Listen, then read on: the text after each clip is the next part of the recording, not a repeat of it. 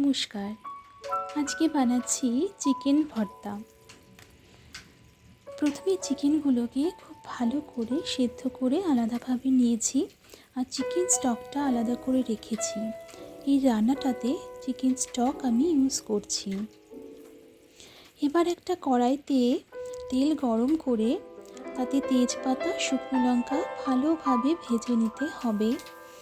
এরপর মাঝারি সাইজে দুটো পেঁয়াজকে কুচো করে আদা রসুনের একটা পেস্ট তৈরি করে ওটাকে আমি ভালোভাবে ভেজে নিচ্ছি। এখানে আমি দু প্রকার মশলা তৈরি করেছি, যেটা ভিডিওটিতে স্কিপ করে গেছি। আমি এখানেই বলে দিচ্ছি।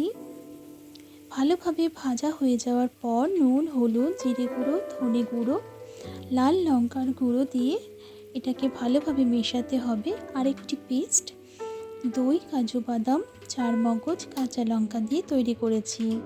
এখানে অল্প পরিমাণ টমেটো সস আমি ইউজ করেছি। এবার এই পুরো মশলাটাকে খুব ভালোভাবে কষিয়ে নিতে হবে। আমি এখানে অল্প অল্প করে চিকেন স্টক ইউজ করেছি আর মশলাটাকে খুব ভালোভাবে কষিয়ে নিচ্ছি, যাতে কোনো প্রকার কাঁচা গন্ধ এতে না থাকে। এবার আমি চিকেনগুলোকে হাতের সাহায্যে এভাবে ছিঁড়ে নিচ্ছি।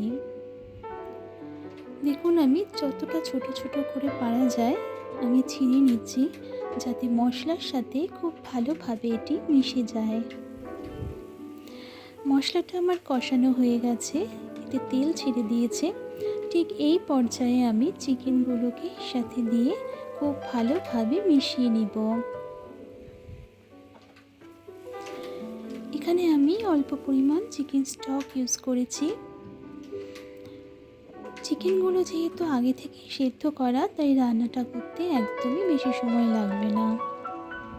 নামানোর আগে দিয়ে আমি এখানে 1 চামচ গরম মশলার গুঁড়ো ইউজ করেছি আর আগে থেকে দুটো ডিম সেদ্ধ করে ওটাকে আমি কেটে রেখেছিলাম, ওটাকে আমি সাথে মিশিয়ে নিচ্ছি।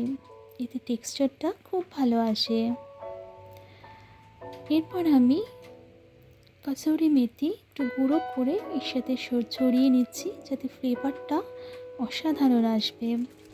আপনারা চাইলে নাও দিতে পারেন, কিন্তু দিলে পরে গন্ধটা কিন্তু খুব সুন্দর আসে। ব্যাস, তৈরি হয়ে গেল চিকেন ভর্তা, যা রুটি, নান, পরোটার সাথে লাগে অসাধারণ। বানিয়ে ফেলুন আপনারা চিকেন ভর্তা, যা চেটে পুটে খাবে আপনার বাড়ির কর্তা। ভিডিওটি ভালো লাগলে সাবস্ক্রাইব করে দেবেন আমার চ্যানেলটি। সবাই খুব ভালো থাকবেন। ধন্যবাদ।